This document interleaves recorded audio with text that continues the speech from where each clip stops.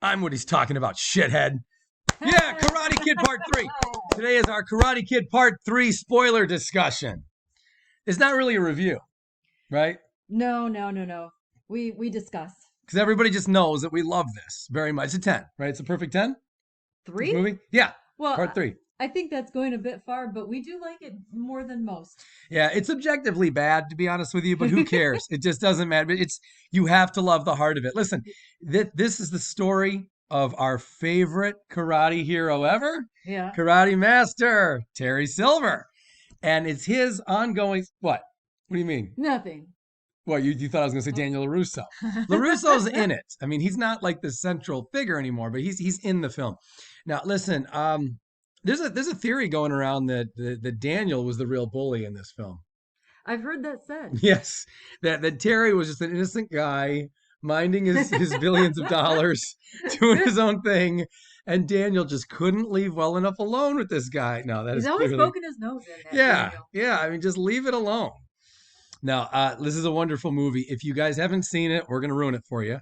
But it's an objectively bad movie in a lot of ways. It's cheaply done. Mm-hmm. There's you can see the rewrites as the movie unfolds. You can just you can see it's not a clear path, like the fact that they had to have Jessica friend zone Daniel.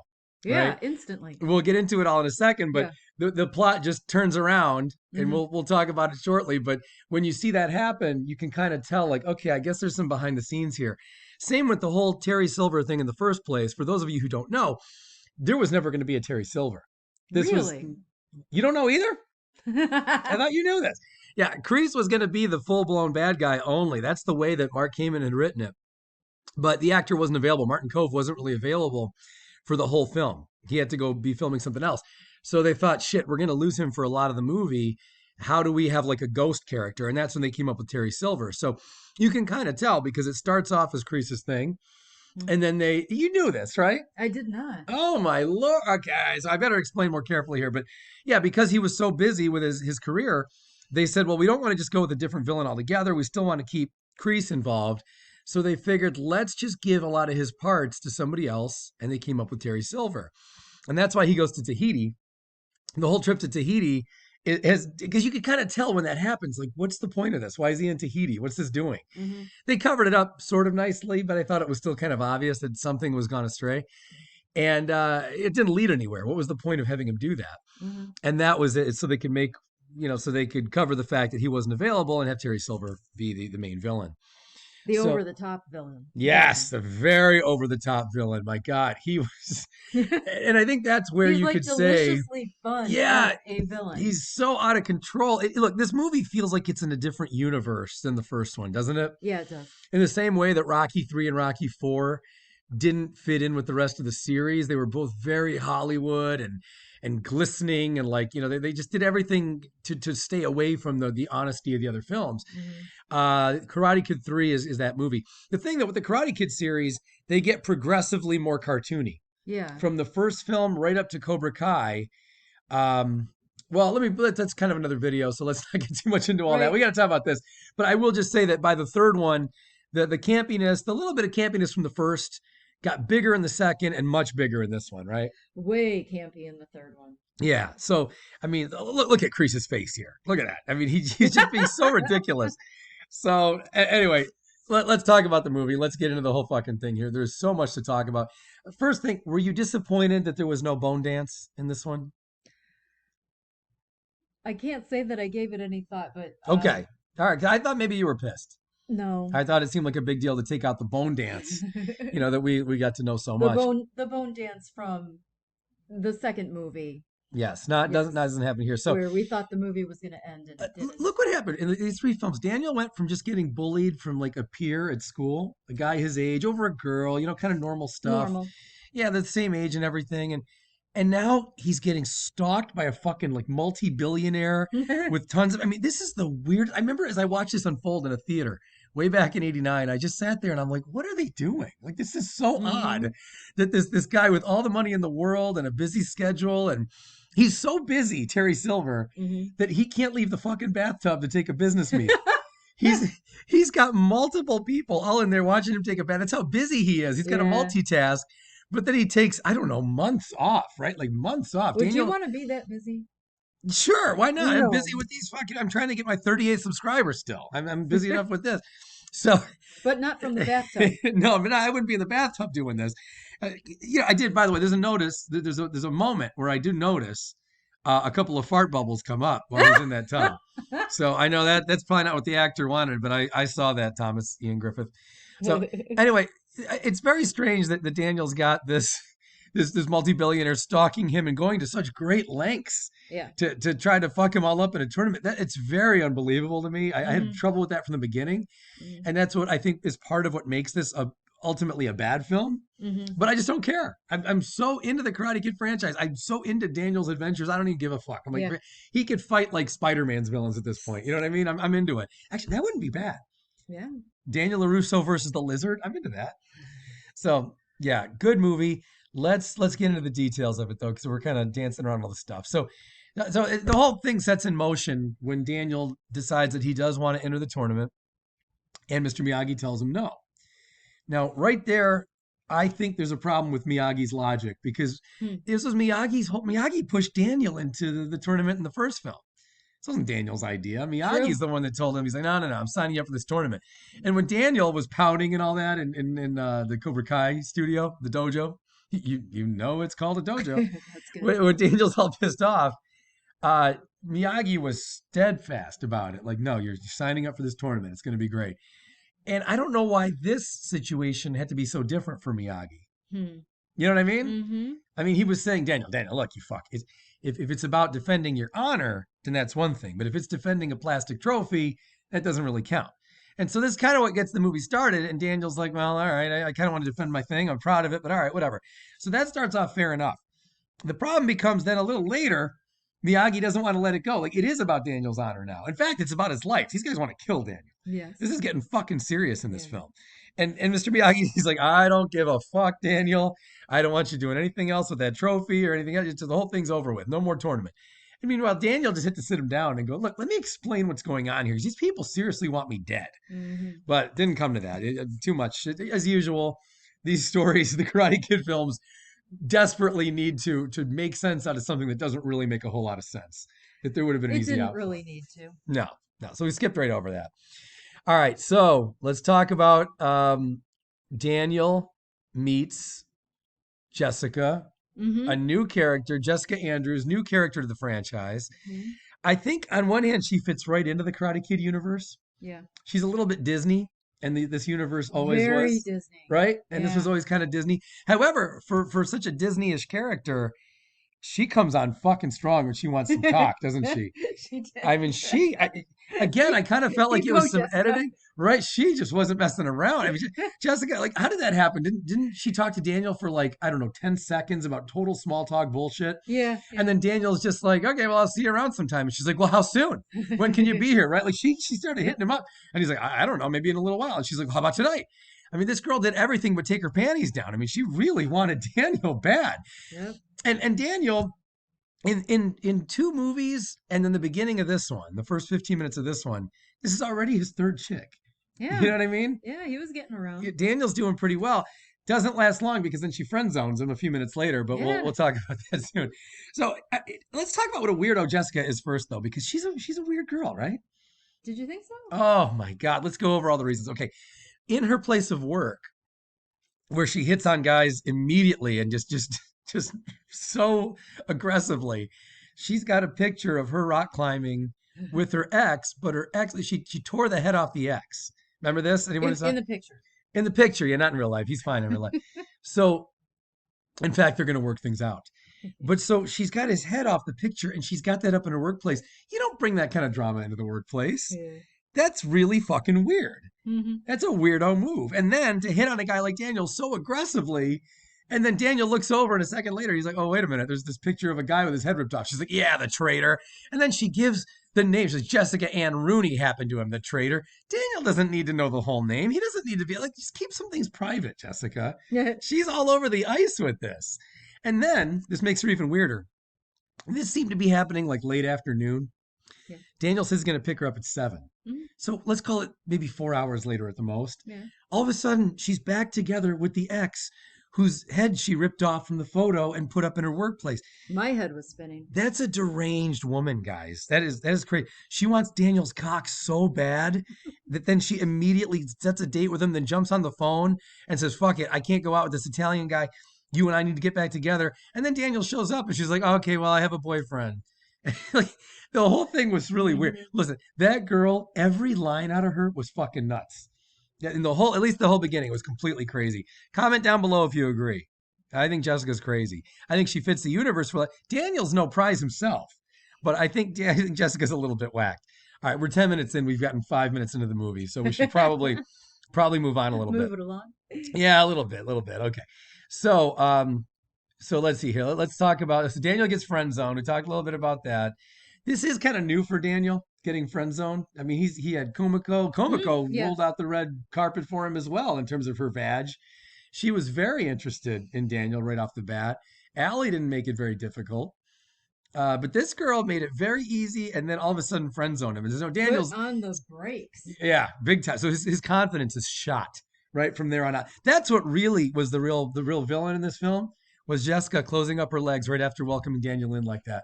That was the true villain of this movie. Not Kreese, not Silver, not Mike Barnes. Oh my word. Well, I'm telling you, because look, emotionally, that's a lot for a guy to go through.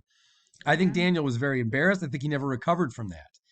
So, and you look at what Kreese is going through. Kreese lost his building. He lost his career. He lost everything that he'd worked for. He lost, he was like the reigning, he was normally winning at these fucking tournaments. He lost that. He lost his status. So he had to go to Terry Silver and try to rebuild himself. So we've got both these guys are really broken men here. Kreese and Daniel LaRusso. The similarities. Yes, so many similarities. I love the look on Kreese's face in this photo. I know, this is priceless. The best picture it could ever fucking be. Oh, okay. You can't do that with Botox. No, my lord. I'm just saying. So Kreese goes to the airport. I love that he gets to the airport to leave right as Daniel and Miyagi are coming back. I loved the way that whole thing worked together. Yeah. There was something just kind of poetic about it. I don't know. Mm-hmm. And then Kreese takes off, and then let's see. We didn't talk about. We mentioned briefly the fact that Terry Silver has business meetings when he's nude. Yeah. But here was something. And then we ended up in a little bit here. We ended up meeting Mike Barnes. Mike flies in, and Mike's supposed to be like the national champ, right? I guess. I think that they never really were all that clear. I think Mike's the national champ. Karate's bad boy. But what does that mean? I mean, was he in some other region? I don't know. They didn't really explain it. I always took it to mean he was like a national champ of some sort. Mm-hmm. And so when he comes in and he does this business meeting with Terry Silver, you got to think that, like, if you're underdressed, they say you're kind of like self-conscious. You don't really do as well. Yeah. If you're underdressed at something. Well, he out-negotiated Terry Silver in a matter of seconds. He's a child, and he's not even 18, and yet he's like, well, for me to really do my best, I'm going to need 50%. And Terry's like, well, okay, I'm thinking and maybe then 35. Was to walk away. I know, and he's like, okay, thanks. He had just flown in, and he's like, so thanks for your time, guys. I better get going. He was seriously going to pretend to fucking leave. Yeah. And I got to think, if Terry Silver wasn't nude at that time, could he have maybe had the confidence to do a little bit better in that negotiation? I kind of think so. Perhaps. But in any kind of negotiation, like Seinfeld once said, pants always beats no pants. That's an important thing. It's good to know. Oh, my God. Anyway, that whole thing was hilarious. You'll note that Terry Silver at one point in that bathroom talks about a Mr. Cole. Yeah. Who's like a DA or works for the DA or something. Mr. Cole. Think about that when we get to Karate Kid and we start, or to Cobra Kai, and we start talking about those. We're going to be reviewing all the Cobra Kai seasons right after this video. So we'll talk more about Mr. Cole and who I think that motherfucker is, because I think he relates. And that's no conspiracy theory. I think that son of a bitch is a big part of what's going on in Cobra Kai right now. Asshole. Anyway, okay, Daniel and Jessica, their first kind of like friend date or whatever turns into some violence, basically. I guess it was their second friend date. I think it was the second time. But then those three guys show up. So now we got Daniel and Jessica tag teaming three assholes. What do you think of this whole scene? When the first confrontation it was the first physical confrontation between Daniel and Barnes. Yes. And he is such a karate bad boy that he actually struck Jessica. Or, he kicked her. Yeah, he kicked Jessica. Yeah, kicked Jessica. This is where I remember thinking, when I first saw this in '89, I remember thinking to myself that the first film had absolutely no concerns about like hitting Allie. You know, there was no threat that like Allie or any girl was going to be hit in the first film. Mm. Then Kumiko, Jesus Christ, she got like punched. She got knifed almost. I mean, things got really ugly for Kumiko with an O. And then in this film, I thought that was a one-off thing with Kumiko. I didn't think we'd see that again. And then as soon as this film gets 20 minutes in, Mike Barnes, karate's bad boy, who could beat up, you know, seemingly almost any guy, any martial artist his own age, kicks a girl. Yeah. Fucking, who the hell expected that? Now, I think ironically in the first Karate Kid, a lot of people think that Johnny was hitting Allie or that he struck Allie on when they had that confrontation on the beach, and that never happened. They fought over the radio, or he took it out of her hands, but that was the end of that. Who thinks he attacked her? Who says? No, I just think like the general public, because I've heard people say that they thought that Johnny was assaulting Allie, and that's why Daniel jumped in, and that never. That cannot be. People think that here. Let me Google it real quick. Did Johnny? Oops, probably an EY. Okay. Hit Allie in Karate Kid. If people think this, I'm going to be shocked. It says right here, Johnny raped Allie. No, it doesn't say that. That's terrible. I don't know why you joke like this. That's awful. Johnny continues to insist she talk with him. Daniel tries to stick up for Allie. I don't think anybody feels that there was any kind of physical abuse. You really think that's a thing? Well, clearly, I think it's a thing, or I would not have said it. It seems made up. I don't see any evidence of this at all. Well, I don't want to get too derailed here, but no, I just see regular stuff. I don't see anything here at all about anything like this. Here's one. Allie proceeds to slap Johnny before storming off. Yeah, Allie hit him a couple times. Mm-hmm, So, yeah. okay, you know what? So, no, I stand corrected. All the Karate Kid films contain some sort of violence in between the genders. That's good to know. There's always either a woman hitting a man hitting a woman. Rape gets more involved a little bit later. Karate Kid 4, there were numerous. Even in Karate Kid 3, there are some mentions to what I'll do to her. Remember that? Yes. Yeah. Now we're talking. Remember Snake? Yeah. He's like, now we're talking. Jesus Christ, these films are disgusting. I can't believe we're even giving these the time of day. So anyway, going back to that scene, there was a lot going on there. I like how Daniel. This is the only time we really saw Daniel really kick any ass in this film at all. Was when he has that brief fight with Dennis. Remember that? Dennis goes and starts trashing that. I don't know what that shit is. That stuff. It's almost like paper on like a little. I don't know what it is, but he trashes it, and Daniel goes, "Hey!" He goes, "Come on, guys, this is going too far." Remember that? And then Dennis tries to fight him, and Daniel takes him out fast. Yeah. Now, I could have gone for 30 more minutes of that in this film of Daniel just whipping people's ass. That's the last time we'll see Daniel do anything cool or heroic at all in this movie. The rest of the movie is just whiny, which sucks. That's not a very good thing. Oh, man. So then it's okay. So that fight is quick. Daniel makes short work of him. But then that's when Jessica takes out Snake, right? She hits him with that pot or something. I don't remember now. I think so. Jesus Christ. Okay. Well, something like that happens. I'm pretty sure she hits him with a pot, takes out Snake. Snake's a fat little fuck anyway. I don't like that kid at all. But then it all goes down. Then we see the showdown with Daniel and Mike Barnes. And oh shit, that was terrible, right? Mike emasculated this fucking, oh my Lord, LaRusso. He thought the beating he took from Johnny on that beach was bad. This was really bad. This was embarrassing. Daniel's like punching him in the. Remember, Daniel punches Mike Barnes in the face, and Mike Barnes goes, "Don't do that." Yeah. Oh, correct. That was well written and well done. Yeah. Sean Kanan rocked. Yeah, he did great, and Kanan was so good when then he throws the he throws the thing in Daniel's face or something, the contract, and he's like, "I'm losing my patience with you, LaRusso. Now sign it." Like it was just great.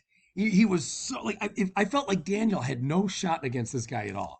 Even though it didn't really make sense. Daniel just fought for his life. Yeah. Well, they let us know right away why he's called karate's bad boy. Yes. Mike Barnes. Yeah, that was good. Anyway, let's move this thing along. We're talking about a lot here. So Daniel ends up joining Cobra Kai. right? Let's fast forward a little bit. Mr. Miyagi's not going for this shit. He's teasing Daniel about it. Daniel's going through hell. These guys are just abusing the hell out of them. So Daniel joins Cobra Kai essentially, Mm-hmm. and he trains under Terry. Now, I don't understand Terry's plan here at all. Why did Terry want Daniel to be like all beaten up, and what was the point That of making Daniel such a, like such a he was badass? doing that for Grease. That was part of the fun, The but knuckles thing? yeah, he was He doing wanted his that. knuckles bleed. Yeah, Daniel had to suffer for Grease. But he also, in effect, made Daniel more of a badass. Daniel took that guy out at the dance. We'll talk about that in a second, too. Mm-hmm. So I don't really understand the motive here. Like, I'm going to take this guy that we really want to beat in the tournament, and we're going to make him a way better fighter and give him all our Yeah. secrets. My Quicksilver method that I only teach my own guys, I'm teaching it to the enemy now. It doesn't really make sense. Right, yeah. I mean, a lot of things about this movie don't entirely make sense from a storytelling point of view. So, Mm. you know, It makes more sense than the code that's so screwed up from Miyagi, I guess. And it makes more sense than Jessica wanting Daniel so bad only to friend zone him a couple minutes later. But yeah, there's some weird parts in this, and I thought that was one of them. The idea of hmm him wanting to just injure Daniel's one thing, but this whole shenanigans was just too much. Keep in mind, this guy's like a billionaire with multiple businesses and real things to do, and he's hanging out all night at that dojo just doing karate and shit, waiting for Daniel to come by. yeah, Oh, come on. pretending to be poor. Yeah, not good at all. Let's talk about the dance club disaster. That was a mess, right? Yeah. Oh my lord. Listen, I don't understand the logic on this one at all. Daniel's there with Jessica. They're having a nice time. The dude comes up because of Terry. The guy comes up and he's like, oh, she's going home with me. First of all, you might want to at least talk to the woman before you assume that you're going to get her to come home with you. I mean, you got who does this? Yeah. I know it was a different era, but in the 80s, nobody did that. No one was walking, no guy was walking around at bars going, no, man, she's coming home with me. Come on, give me a fucking break. What kind of caveman bullshit is this? So that's ridiculous. But then when Daniel knocks the guy out, Jessica goes, what are you, nuts? She's furious. And Terry's thrilled, and the Miyagi's upset when he finds out. And the kid that got hit didn't even get his money. No, he didn't even get his cash from Terry, so that's funny as He hell. got beaten up for nothing. For nothing at all. But what did Daniel do that's wrong there?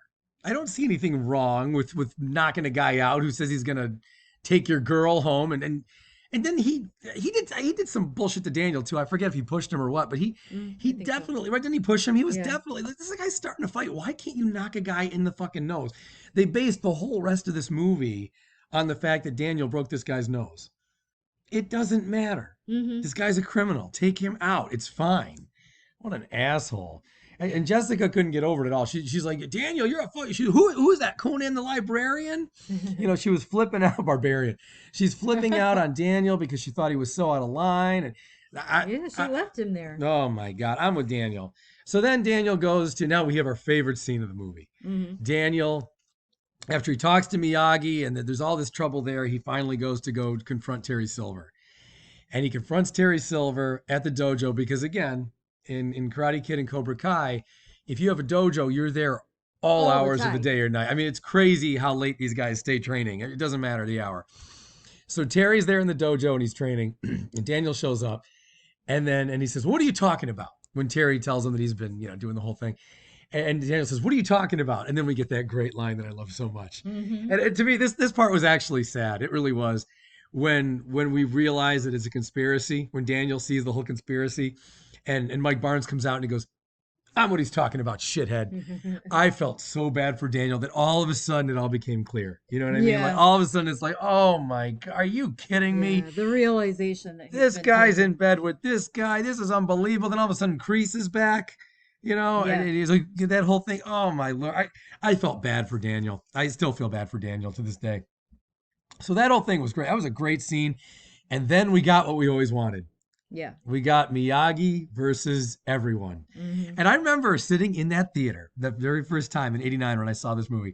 I remember actually thinking to myself, I'm like, are we going to see Mr. Miyagi like fight in this movie? Is that really going to happen? Is he going to fight like all these bad guys?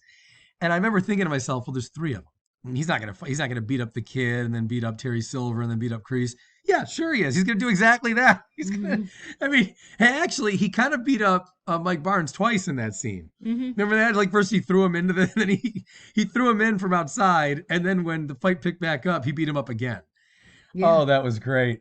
Yeah, watching Mike Barnes get his ass handed to him was great. Mm-hmm. Then he fights Kreese in what was almost as fast a fight as when he beat him up in Karate Kid Part 2. Mm-hmm. Then he fights Terry Silver. I've never understood this fight because it doesn't look like Terry ever really takes any damage Mm-hmm. at all. And it ends with Terry still at 100%, but he stops fighting because he gets some paint on him. Remember that? Yeah. Apparently, you can go to the military, you can serve many tours of Vietnam, but you throw some paint on a guy, that's it. He's out of the fight. Yep, He's not. he was too stunned to carry on. You think this is the end of it, old man? I'll put up karate fucking dojos everywhere. Hell, I'll even teach for free. That's where Daniel got it, by the way. He specifically says, I'll even teach for free. Yeah, 30 years later, what's Daniel doing? He's teaching for free. Yeah. So don't tell me you didn't learn anything from Terry Silver, Daniel, because he taught you how to do business by taking absolutely no money whatsoever. Oh, man. All right, well, it's a bittersweet victory at the end, right? Yeah. Because Jessica and Daniel, although they kind of patch things up, it's ultimately, there's some damage there. She kind of thinks Daniel's a bigger asshole than ever before for reasons I can't explain. And when Daniel wins, it's not really a win, right? It's not like, oh, I don't know, fighting to the death in Okinawa. It was against another kid his age who really who gave up his points. I mean, it was so silly. This Quicksilver method of you get that a whole point. plan didn't make sense. It was so bad. Again, this movie just objectively bad. I love it. It's a perfect 10 to me, but it has no business being more than like a 2 or a 2.5. And it's really, in many ways, it is so ridiculous. I just don't care. It's Karate Kid 3. I love it. But that whole thing, first we get a point, then we lose a point. Why would you do that if you're talking about, when Terry gave that speech, he's talking about how he's into fair play and he's going to open up all these dojos and they're good natured. Then why would they beat up Daniel like this and then lose points for cheating? Because he is a liar. Oh man, he's a so it's a bittersweet victory because Daniel is never badass in this entire film, except for that couple seconds with Dennis like 2 hours ago. Other than that, he never gets to be a badass. He never gets to really win by being a better warrior, you know? And the whole thing with him and Mr. Miyagi when he's on the ground there and he's like, oh, Mr. Miyagi, I can't. I'm afraid. All right, I'm afraid. First of all, they kind of lifted that from Rocky 3. Remember that? I'm afraid. It was like very similar. Same director. Oh, no, it wasn't. No, Rocky 3 was directed by Stallone. Okay, different. But still, I feel like that was, I think he knew what he was doing with that. I think he just kind of felt like that was a good lift. And the kata as the finishing move, not believable to me. Yeah. Not the way it was really going to go down. Yeah, I don't understand why Daniel was so scared. He fought a guy to the death in Okinawa like just a few months earlier, and now he's back at a tournament where he's the rightful winner, and it's like he's like, I just can't do this. I can't fight for points, but I can fight for my life. What, you got to honk his nose at the end in order to fucking feel good about yourself? I mean, this is crazy, Daniel. So again, the movie's incredible. But there are so many flaws in this fucking thing. It's unbelievable. Oh man. So I don't know. Now there's one little thing before we finish up this video, and that's that they say after Daniel wins, and again it's a weak win, but when Daniel wins, the announcer says for the first time ever, it's a 2-time champ. The same champ as last year wins again. We later find out in Cobra Kai that Johnny had won 2 years in a row as well. Yes. So it's kind of horseshit that they're saying that that's never happened when then Cobra Kai did a little retcon and pretended Johnny won twice. So who knows what the truth is? It's all fictitious. But great movie, right? It's a great movie. It's a great movie to enjoy. Well, that's what great movies for. It's a great movies for enjoying. Well, I'm making a distinction. I wouldn't say it's a great movie, but it's got more redeeming qualities than most people give it credit for. Yeah. The over-the-topness is wild. Yeah. Right? Yeah. But at the same time, it's a fun movie. It's got a lot of heart. And I thought it was in a lot of ways, I thought it was a cool way to wrap this whole thing up, to show that Kreese tries to come back, fails again for reasons that I really think are just ridiculous here. But he does fail again, even though he should have won this fucking thing. And then to see the Cobra Kai guys lose their fucking shit at the end and be so pissed off is just a great ending to this trilogy. Yeah. Is it not? It is. Yeah. All right, everybody. Look, we're a few weeks away now from Cobra Kai season 3. Woo-hoo! We're gonna review all the episodes of Cobra Kai, all coming next. So check us out. Hey, make sure you like. I need some likes on this fucking video, okay?